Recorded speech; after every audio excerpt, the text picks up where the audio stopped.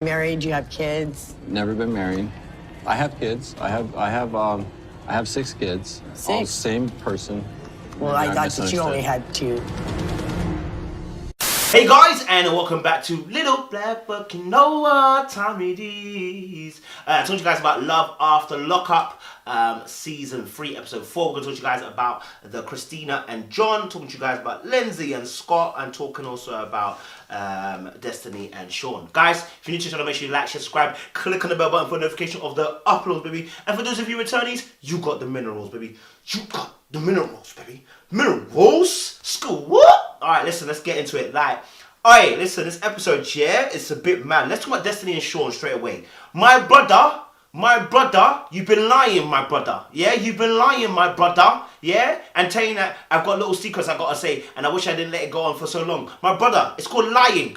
Yeah? Dun, out, yeah. When you said you're 36, and listen, I don't think Destinee plucked that number out the air. I'm sorry, I don't think Destinee plucked that number out the air. I believe she heard you say 36. You are actually 40 what? 25? Blood, you are 40 plus at least. You've lied. The moment you lie about your age, it's a done out, yeah? You understand? You are done out here, fam. How is it that you have lied about your age? Yeah? She's meant to be the one in prison, and you're free, and you're lying about your age. You can't be that desperate to do those things. You can't. Yeah?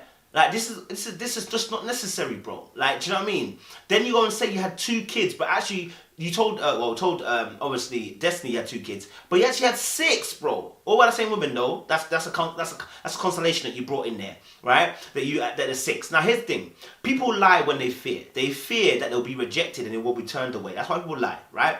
They lie because they feel like people won't accept them. They lie because they're scared of being judged. They lie because they feel like someone will look at them differently. Yeah. Now with Shawn, obviously, he's obviously, like I said, anybody who takes somebody from prison is going to end up becoming almost like a savior complex, right?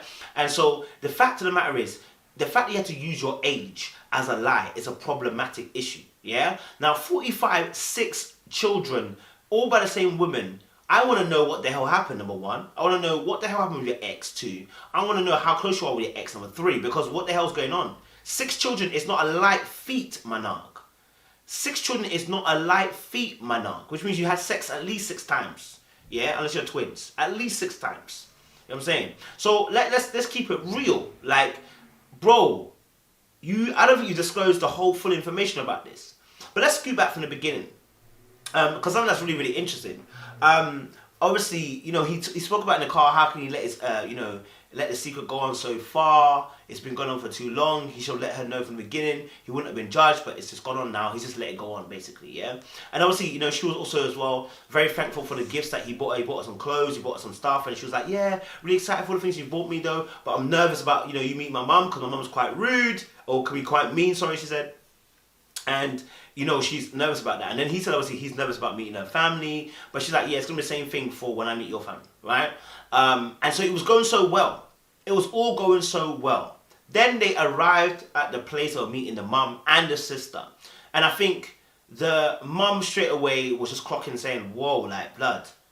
This moustache as well, especially, blood. It's not a young man's moustache, you understand? 36, my back foot.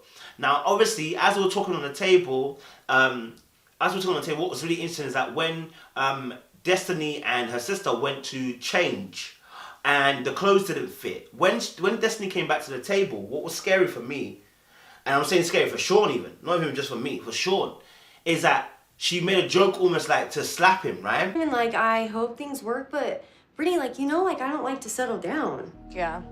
I don't know, maybe it's just because I always self-sabotage. But then he made a comment saying, you've slapped me before in the car. She's hit me before in the car, right? And as the mum said, you're not going to be able to handle this type of girl. Like, are you sure you're going to handle this kind of a girl? Because she's ruthless. But that was scary for me. You know, I also want domestic violence and that stuff like that. That was looking like a DV case pending. Yeah? That level of abuse, yeah, towards him. And my problem here is that Shawn is so naive and so, I wouldn't even say soft, but is willing to maybe curb and accept her behaviour. Because he's already said, obviously, she hit me in the car before, Now, to say, obviously, now she joked about almost hitting you again because you got the clothes wrong. Let me tell you something. These kind of jokes are serious. When people make these kind of jokes, I take them very seriously. That the person ain't playing around when they say that. The person isn't messing around when they say that. They're being very deadly serious. So for me, I saw it and I said, I'm not liking where this is going. I'm not liking what's been happening here. I'm not liking where this is really heading to. Right? You're heading towards down a certain lane of toxicity. Because you're a liar and she's an abuser. Put them together and it's a very deadly concoction. Yeah? Not only that, when Destinee was even talking to her sister was really trying to get Destinee to, like, basically was sowing seeds of discord. Like, the sister was sowing seeds of discord. And I understand. That's her sister and she knows her sister very well. And, and Destinee made a point, which is that she's scared because she's not sure whether she can handle staying in one place. And I said this, she's going to need therapy. She's been in and out of prison since, 13? She's going to need therapy. Yeah, as to why she's acting this way and why she acts that way, she's gonna need some therapy, right? Not only just that, I think what's important here is that Destinee said she's not sure whether she can settle down. She's not sure whether she can. She's not sure she can. She's not even close to being sure if she can. She don't know, blood. Yeah, so that's a very big red flag, I would say, and that's something he's gonna have to sort out. He's gonna have to really think about and ask himself a question, which is, yo, is this girl gonna be okay? Am I gonna be okay with her? Will I be abandoned not long after? Like, do you know what I mean? There's a lot of things like that you have to think about. But for me, I was just like a bit concerned because the girl's not even sure if she can even handle staying with you. I don't know if I'm really ready to really not do what I want to do.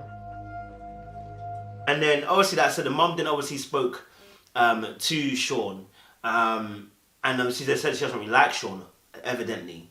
And that's when he obviously under pressure admitted that he had 6 children, right? He's been waiting to say the truth about how many children he's had for a long time anyway. But the fact that the mum had to put pressure on him to say it, it's a problem. You know what I'm saying? Like, yo, that's going to look so bad on you. Like, and obviously at the end as well, you hear Destinee saying, obviously, what else have you lied about? We know that he's lied about kids already. What the I thought you told me you were 36. No, you just automatically assumed that. I didn't automatically think that. You told me you were 30. And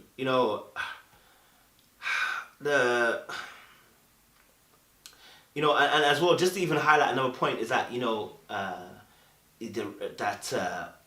Destinee made a point again about, the fact that she doesn't want to, she's not sure if she won't self-sabotage once again. Self-sabotagers just can't trust themselves. They feel like they don't deserve to be loved. They feel like they shouldn't have love, right? They feel like, if I get love, I destroy things. If I get it, I break things. If I get it and it's in my hands, I'm not good. Like in their head, what they've seen a part of life is that nothing good happens to them, right? And whenever something good happens to them, they're the cause or the effect of why it happens. And this often comes from childhood abuse. Being made to feel like the scapegoat, being made to feel like you're the one that's always wrong. This comes from gaslighting your children. Like, these things are abusive behaviors that happen to children when they're young, that when they grow up, they feel like everything is their fault, right? And they've been told through that everything's their fault as they've grown up as well. You're in prison because it's your fault. You do this, your fault. You commit crimes, it's your fault. Every single step of the way they go, they've been hearing confirmation, it is your fault. And so therefore, self-sabotage kicks in. Yeah, it's often coming from a negative perception of oneself and thinking that one's not worthy to have good things. And then obviously, like I said, they ended it with making a joke about the elderly abuse kind of joke. And then obviously the sister asks him, how old are you? And he says, why? Now, when someone says why, rather than just saying, I'm 29, innit? Like, if someone asks me, I'm 29, innit? Like, why would I need to start saying, but why? If I say, but why, it's because I don't fully understand. Yeah, and no, I know, I understand the situation. I just don't want to answer the question because it's almost like going, huh? What are you, huh? Like, when you definitely heard this, you heard what I said, but you're saying, huh? And I'm confused. I'm confused right now, G. The reason why is because you don't want to answer the question. It's a tight question. The conversation is going somewhere where you don't like. And for me, that's where I say that Destinee and Shawn are toxicity 101. And I'm scared to see where it goes. We saw in a little preview of tomorrow, next episode of her punch him in the face. Brother, yo, that's not a relationship you want to be in. Lindsay and Scott, I think it's a very big shame. Lindsay and Scott is scary, bro. Like, this is obviously the risk you run when you do these things, because you don't know this person, you don't know what they're about, you don't know if they will do you have to trust them, right? And obviously Lindsay and Scott's situation, he's quite older, you know, she's 27, she's still quite young, you know, in terms of looks as well, I'm like, yo, I'm not trying to barge them, I'm just saying that, obviously, I don't know. But obviously, he's waiting at the airport, and then no call, no text, no communication, nothing. He waits for her at the plane lands, and no one's on the plane. Freaking out, and I have major anticipation of seeing Lindsay walking out that door. I'm finally at the point where my life... Well, she's not on the plane, right? He phones through to the federal team, but they can't get through because they have to call between 6 and 2 p.m., 6 and 2 p.m. whatever, or 8 and 2 p.m. the next day, yeah? So he already can't do nothing. But it's the waiting that happens. He's obviously then phones her daughter, Miley, and says, look, you know, your mum wasn't on the plane, so I don't know where I'll go on. And the daughter goes, I hope obviously mum comes home soon, etc., etc. So he's obviously got some kind of connection and link to supposedly the daughter. I don't know if he's seen the daughter. He spoke about this to the driver, saying that obviously, you know, the driver asked him like, oh, do you think it's a scam, you know? And he said, obviously, no, I've connected with the mum, I've connected with the daughter. So, yeah. But when he says connected, what does he mean by that? This girl's brought me into her family here, her mother, her daughter. Okay. That's not a scam. It's a very broad word. Does it mean that he's actually seen them, spoke with them? You know what I'm saying? Like, gone to the house, everything like that, proving that it's actually her? Or has he just spoken on the phone to somebody who sounds like them? You know what I mean? Like, fam, we don't know exactly, like, 100%. Like, if this connection that he's talking about, this connection he's had with the daughter and the mum, whether it's fully legit, we don't know that. I don't remember that anyway. Maybe it was in the early episodes that I missed. I'm watching from episode 3. Maybe it was in the early episode that I missed. But as far as I'm concerned, we don't know 100%. Yeah, so... this could still be a scam. This could still be someone who's run away with his finances and decided that she's not going to come home. I think whenever you deal with this relationship stuff, and I remember I think I've told the story before. When I was younger, my self-esteem wasn't so great. You know, I thought I was that ugly fat kid who would want me, blah blah blah. So I used to use a site called Tagged. Yeah, remember Tagged? Yeah, and you know it's a bit like swipe left now. Swipe, you know the what we have now, which you do swipe left. I don't know what it's called, but it's a bit like that. It used to be like you swipe, type left or type right if you like the person. Yeah, if you felt the person was the right person for you, click on left, click on right, and you have conversation with people and get dating. Yeah, that's how we used to do it. And so I remember at the time when I used to do it though, my personal thing was that my self-esteem was very, very low. I didn't care who you were. I just wanted the connection. I wanted the connection with somebody. Didn't care who you were, right?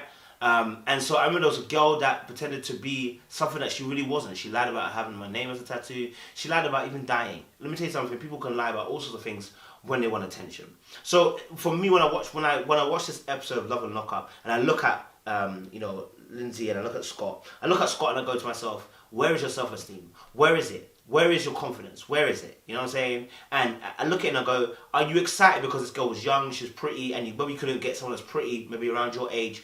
Maybe you're thinking self, can we get a young girl, 27, pretty, that'll make me feel good about myself. And if that's the case, you leave yourself vulnerable and open because now, because you like this person, you desire this person so much, you can ignore red flags. Were there red flags? I don't know. We don't know if she's actually gone, or whether she just didn't turn up because obviously something happened at the federal end of stuff. We don't know. But, even though I've been married 4 times, I've never had a native wedding ceremony. For me, I'm going to end it on Christina and John. I think for me, Christina and John is the most funniest thing because, like, look, John has been married 4 times. That should tell you straight away already, we got a problem. A commitment problem, number 1. Number 2, you're choosing certain type of women. Like, that's not working for you. Number 3, you ain't committed. That's like, I don't know if I said that in the first one, but you're not committed. How committed are you really? I want to mention that again. How committed are you really? Because married 4 times, you know, that lets you know that you're willing to take a step and boldness to go and get married, to say it's for life. But every time you get into a relationship, you break it up. Why? Or you or the person breaks up. Why? What is it that's missing from your relationships at the time that you can marry 4 times and then now you come? You know what I mean? Like, deep it. He got married to this woman after what? 3 months. We've only been dating for 3 months. You can say yay or nay at any time. Bro, after 3 months, you're marrying this woman. Like, you don't know nothing, and you don't know enough about her, but after 3 months, you want to marry.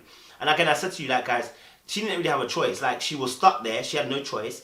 And you know, she said something which is really interesting. I'm going to mention the word again, desperation. Desperation is an urgent need for something. Yeah, urgent need or desire, or a desire for something. Yeah, and so here we hear from obviously Christina. You know, she says, "Oh, I've not received this type of love before. You know, I don't want to mess it up, and etc. etc." When you've never received that kind of love before, you can set your standards at any level because you just want love. You just want to be cared for. You just want someone to actually, have your back. You know what I mean? And so when I look at obviously Christina and John, I'm like, match made in heaven in some shape or forms, but then in some shape or form, I'm like, this is probably gonna crumble. You know what I mean? John has had 4 wives before, and it hasn't worked. You know what I'm saying? Christina, well, Christina is under pressure to marry him, and actually they do get married, but it's like she never really had a choice because it was so rushed, and then they're gonna end up rushing to the halfway house. Didn't make no sense. And for me, again, it alludes to the fact that where is John's priorities? You want to get married while you're on the way to a halfway house, when you know already that the halfway house you have to be there at a certain time. Why would you then marry? Why not wait till after the halfway house? Do you feel what I'm saying? Like that for me shows a level of where does your priorities lie. It lies with your own urges. It lies with your own satisfaction. It lies with your own agenda, and not thinking about the team effort. If Christina's got to be at a certain time, why not make it to the thing for a certain time, then marry after? Yeah, after she's finished meeting at the halfway house, you can marry after. But you didn't wait. You got married in the back of your truck, and then now having to sprint. You're half an hour late already to the halfway house. You know what I'm saying? Like, doesn't make sense. Don't make no sense. Still about an hour away. There is no way we're gonna make it to the halfway house in time.